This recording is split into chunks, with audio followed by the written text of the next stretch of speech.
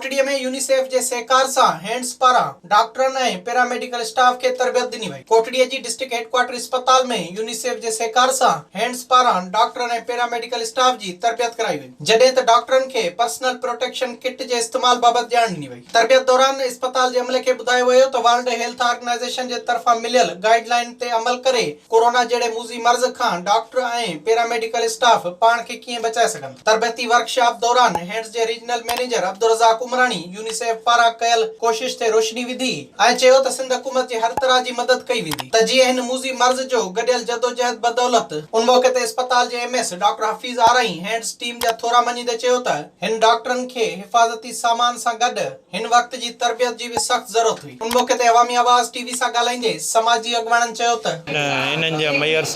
काफ़ी एप्रिशिएट कयूं था हिननि खे, जेकॾहिं हिननि जो किरदारु इहे असांखे वाफ़े मिक़दार में अवेयरनेस जीअं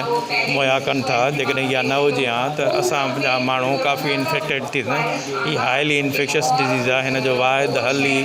पाण खे बचाइणो आहे ऐं पाण खां ॿियनि खे बि बचाइणो आहे। विज़िट कयो अवामी आवाज़ मीडिया ग्रुप जी वेबसाइट awamiawaz.pk